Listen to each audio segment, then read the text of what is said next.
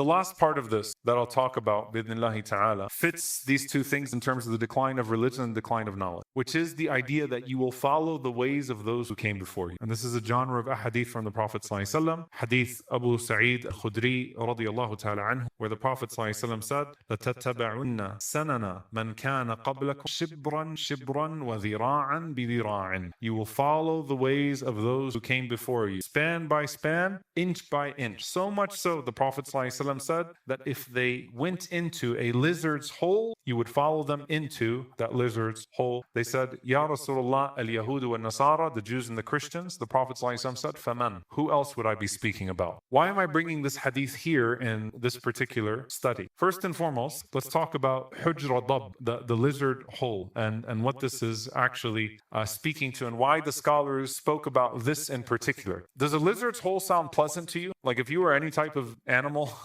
would you go into a lizard's hole? No, it's a very narrow, difficult, unpleasant, right, place in the desert. There's no desire, it's not rational or reasonable for you to try to get into a lizard's hole. Like imagine if you were a camel or a horse or whatever it is, you're not trying to get into a lizard's hole, okay? Even if you were a smaller desert animal. So what's the wisdom of this? Number one, show extreme imitation, that you would follow the nations that came before you, even to like very ugly, narrow places that don't make any sense whatsoever. So the extremity, the precision, like to get into a lizard's hole, that means I'm trying to get in there. You don't fall into a lizard's hole, right? As if you're trying to get in there, like you're following the exact same trajectory. Number two is the irrationality of it, right? So it's not a place that a human being would typically enter into. Number three, when the Prophet ﷺ mentioned handspan by handspan, inch by inch, it's to show the gradual nature of it. It doesn't happen overnight. It doesn't happen overnight that suddenly Islam starts to resemble what happened with Judaism and Christianity, and Muslims start to resemble what happened with Christians and Jews. So what does this entrance into the hole mean? Now, some of you might hear this and you're like,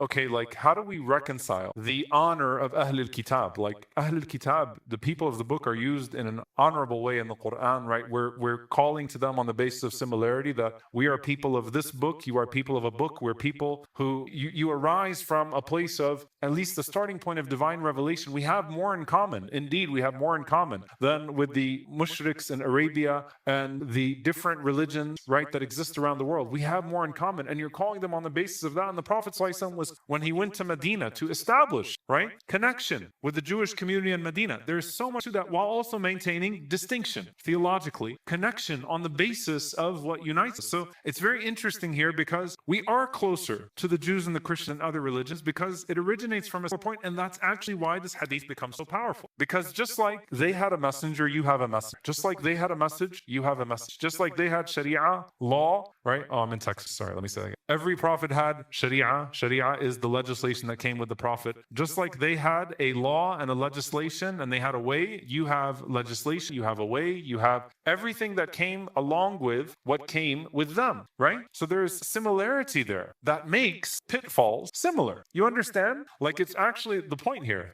that's why Bani Israel is spoken about so much in the Quran. Remember, we talk about truthful and beneficial stories, because they're the nation that came before you, the ummah that came before. Pay attention, because you're likely to fall in the same ways that they fell, not in different ways to them, because of your similarity, right? So it's actually the similarity and the common cause that the Prophet ﷺ is speaking to, which has the common pitfalls as well, okay? Now, on that note, when the Prophet ﷺ is warning the ummah of falling into what previous religious communities that come from the same departure point have fallen into, he's not primarily talking about fashion and culture and some of the more societal things, even though that's part of, it could become part of course, there adat, or I don't want to go down a long fiqh discussion, but like sometimes we also use that hadith to make haram what's not haram, and there are vibrant discussions that exist, at the very least we can say in the tradition, about what is tashabbuh and what's not, right? What is imitation and what's not imitation? What's like the people of the land and your culture, and what's imitation as is related to the specifics of their religion. But the first thing the Prophet ﷺ is talking about is the pattern of religious corruption. That's the primary meaning of this hadith, first and foremost, is distortion of teaching, it's prosperity preaching, it's the corruption of authority, it's legal manipulation, it's spiritual consumerism, right? It's division, sectarianism, it's hypocrisy. These are the first things the Prophet ﷺ is calling our attention to in regards to following following their way. So not just that you'll follow them in regards to their sins, no, you'll follow them in regards to their path, their theology, scripture, how they approach scripture, how they approach places of worship, how they approach law, how they approach spirituality. And so you have the famous narration of Adi ibn Hatim, radiallahu ta'ala anhu, Hasan li ghayrihi, that he came to the Prophet ﷺ and he had a cross of gold around his neck. And the Prophet ﷺ said, أَطْرِحْ عَنْكَ هَذَا الْوَثَنَ, that remove the idol from yourself. And I heard him reciting from Surah Al-Baqarah, اتَّخَذُوا أَحْبَارَهُمْ وَرُهْبَانَهُمْ أَرْبَابًا مِنْ اللَّهِ, that they took their rabbis and their priests as lords beside Allah subhanahu wa ta'ala. So Adi, being a Christian or coming from a Christian background, he said,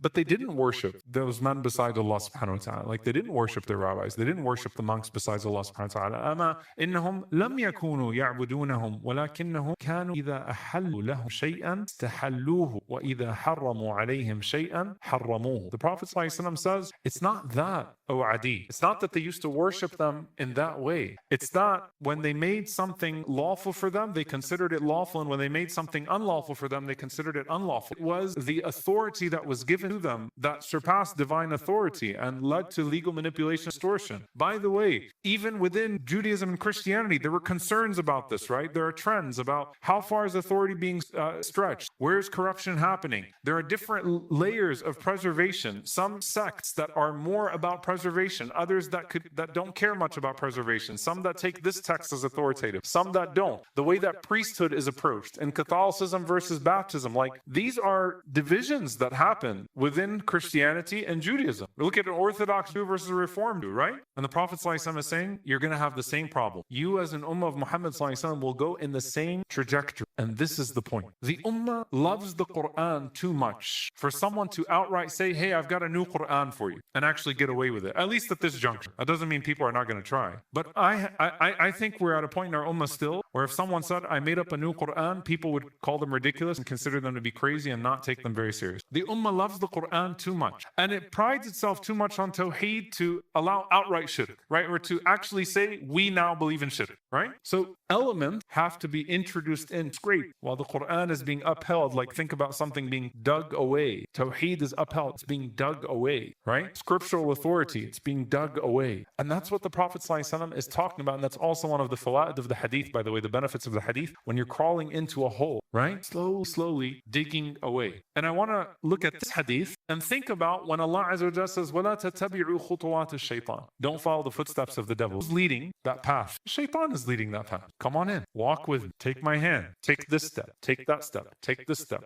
As a community, because remember I talked about this, right? Not the previous segment, but the one before that. There's a community element of this and there's an individual element of this. The community element, the Prophet ﷺ said that the Shaytan has despaired of being worshipped fi Jazirat al-Arab, in the Arabian Peninsula. So what did he resort to? At-tahrishi baynahum. Let me divide them. Let me pit them against each other. Because I can't get them to outright worship me. So let me create sect and division amongst them. And then I can start to plant some ideas here or there. If I disintegrate the community, then I can cause dissension. And I can poison the ideas here and poison the ideas there. And again, it becomes just like the Jews and the Christians split into sects, the Muslims split into sects, and things start to happen, right? And ideas start to become poison. So that's on the grand scale, the community scale. On the individual scale, as Ibn al-Qayyim rahimahullah go through in Madarij al-Salikin, the steps of Shaytan, first he comes to you with kufr, outright kufr and shirk, disbelief in Allah subhanahu wa ta'ala. If he succeeds there, alhamdulillah, he's happy. If he gets you to actually disbelieve in Allah or disbelieve in any one of arkan al-Iman, the pillars of Iman, I got this, I'm happy. In lam yastati', if he's unable to get you with kufr, he comes to you with al-bid'ah, with innovation. Let me sell you something that you'll think is good for your religion, but it's actually not. An innovation of religion. If he can't get you there, then he gets you with major sins, al-kaba'ir. Let me try to get you to drink alcohol, zina, do something else. If he can't get you there, then he accumulates minor sins for you. He gets you to accumulate minor sins. Come on, step by step, step by step, step by step. If he can't get you there, then he floods you with what? Al-mubah, permissible thing. What's wrong with permissible thing? What's wrong with this? This is halal. Nothing's wrong with these movies. Nothing's wrong with these songs. Nothing's wrong with that. But your priorities get so messed up to where you're flooded with the permissible and you're leaving off your purpose. And if he can't get you with that, so you're still like about your deen, then he'll make you prioritize lesser good deeds over bigger good deeds, more important.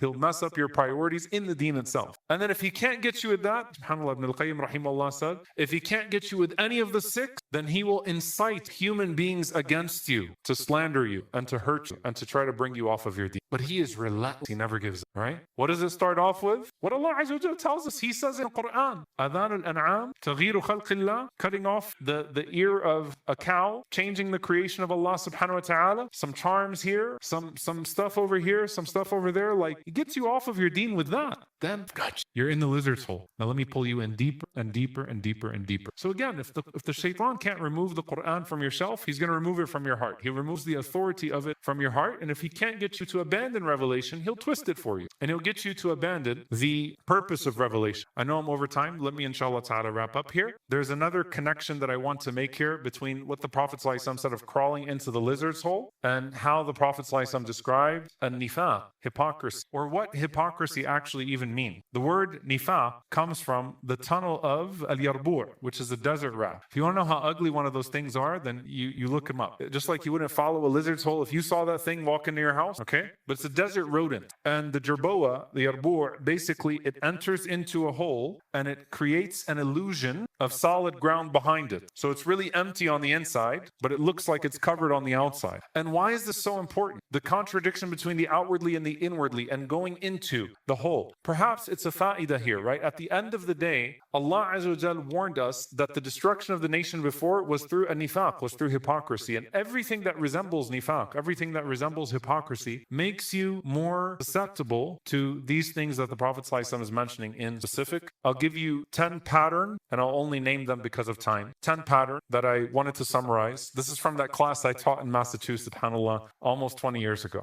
And I took 10 patterns of how the religious communities before us lost the deen and what the signs of the day of judgment are. Number one, text without an intention to submit. You have the text, قُولُوا حِطَّةٌ, right? And they say حَبَّةٌ. You have no intention to obey the command. So you have the text, but you don't want to obey the command when it goes against your desires. Number two, you have authority without accountability. So religious figures that aren't accountable anymore, either because they have the way to redefine halal and haram and the community has lost basic literacy to be able to control that, or there isn't enough accountability amongst themselves, or there isn't enough taqwa in the authorities themselves to be able to govern that. Number three, sometimes you have law without spirit, right? So you do have some of the ahadith where the Prophet ﷺ talks about extremism in the ummah, where people get caught up on the text and they lose the purpose of it, right? And then on the other hand, you have spirit without law. So religion becomes about feelings, not fiqh. Spirituality, not obligation, right? Number five. So that was number four. Number five, prosperity religion. Religion that promises you everything in this world. And if you're good in this world, then that means God loves you. It's a dangerous decline of religion. It takes over every religion, east and west. Number six, the arrogance. Sometimes we get that too. I'm a Muslim, so I can do this and I can do this and I can do that and I can do this. And at the end of the day, لَن تَمَسَّنَا النَّارُ إِلَّا أَيَّامًا مَعْدُودًا. Good luck with that, right? I'll go to hell only for a few days. Alhamdulillah, I'm a Muslim. The Shaykh said that if I have 10% of deen, that I get to go. That's not the way this works. Number seven, sectarianism, division, right? The Prophet ﷺ specifically named that as something that happened to the community, because once believers fall into sect, then they can become cultish, personalities take over, religion is corrupted, motives change, priorities change. Number eight, hypocrisy with religious language. So public Islam, private disease. Number nine, aversion to the messenger. If you look at all these religious communities, what it ended up with, at some point they got sick of their prophet. If you're finding yourself sick of your prophet sallallahu alaihi wasallam, with an aversion to the messenger of Allah sallallahu alaihi wasallam, hating who he is, hating what he said, then that's number nine. Number 10, which is the final and the worst, is redefining Allah himself, either by changing who God is or changing the nature of God, right? So either associating partners or saying that his hand is stingy or that he repents or that he loses his temper and things of that sort. So you either redefine the God in divinity or you redefine him in nature. Inshallah ta'ala, the next few episodes will be about the genres or how the Prophet ﷺ grouped a hadith of the misuse of deen in three ways: deception, division, and dunya, worldly pursuit. And then you'll find categories of ahadith there. And we ask Allah Azza wa Jal to protect us, and we ask Allah subhanahu wa ta'ala to keep us firm on the religion as it is. Allahumma ameen. Subhanakallah wa bihamdik, ashhadu an la ilaha illa anta, astaghfiruka wa atubu ilayk. Wa sallallahu wa sallam ala nabina Muhammad wa ala alihi wa sahbihi ajma'in.